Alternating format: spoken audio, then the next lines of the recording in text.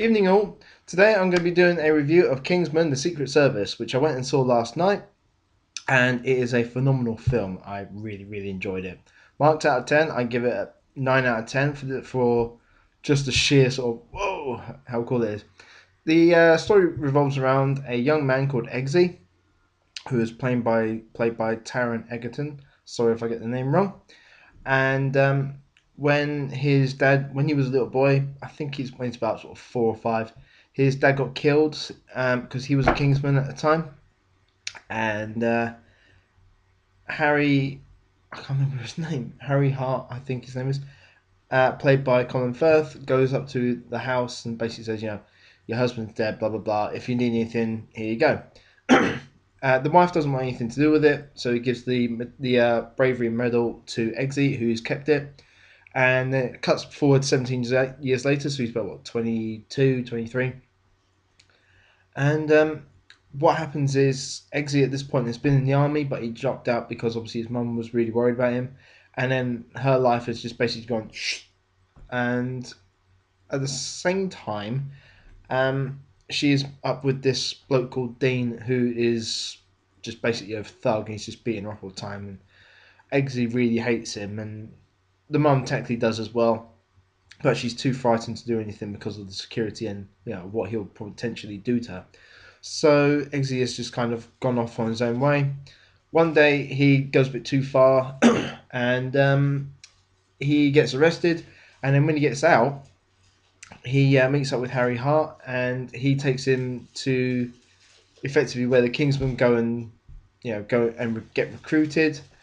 And then the story kind of goes on from there. Now, the main chunk of the story revolves around those two. However, the subplot revolves around a guy called Richmond Valentine, who's played by Samuel L. Jackson, who is effectively what he calls doing a Noah's Ark, where he's saving certain people, and he's effectively going to try and kill the rest of the world, which he does nearly start. Well, he does nearly do.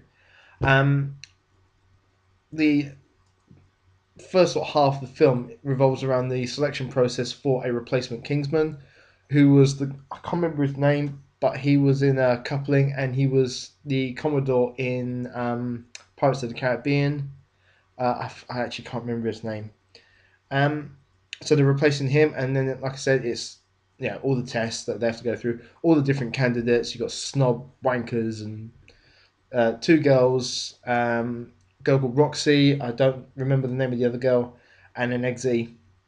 I think there's about 8 or 9 in total, and they go through about 4, maybe 5 different tests, and in the end, Roxy, the girl, becomes the new Kingsman agent, and the reason that she becomes the new agent is because she has every member of the team gets a dog that they have to look after, and the final test is you have to shoot the dog, and Eggsy can't do it, and you find out that the gun that he's been given has got loads of blanks. However, Roxy does, and it has got blanks in both guns. Doesn't make much difference.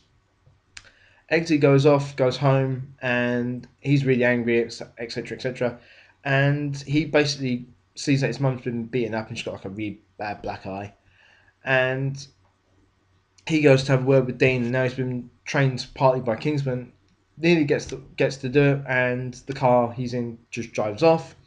To cut a long story short, there's it is just a very good film. You really need to go and see it. There's a there's so much blood in it. I mean, there's one scene where Mark Hamill, old Luke Skywalker, he's in it, and his head blows up. And then later on in the film, there's a fight in a church where Colin Firth, who knew Colin Firth could kick ass, where he kills like 60 people, and he doesn't really think about it. And then unfortunately, he gets killed in it. And the remaining Kingsmen, there's a guy called Merlin. They're all named after the Knights of the Round Table. So you have Arthur, who is Michael Caine. You have Merlin, who is the kind of like tech wizard and such. Galahad, who was Colin Firth. Lancelot is the guy from Coupling slash Pirates of the Caribbean. Um, and then obviously you get Roxy, who is the new Lancelot. And they basically go and save the world. I tell you what, and as it turns out, you can actually go and buy the tailor-made suits that are in this film. And I looked up one, and for a bespoke tailored suit that's from that film, it's £4,500. But it does look so nice.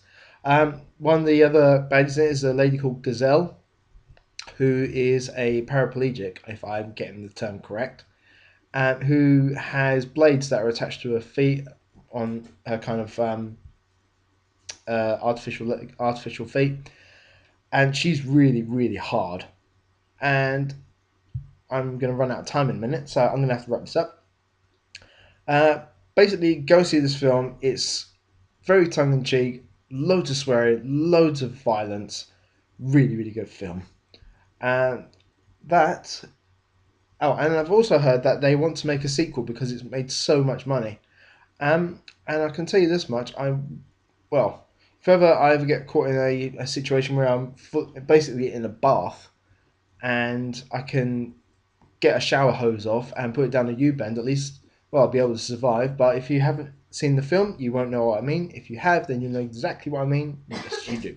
Right, now I've got to go, and I will speak to you later. Rock on.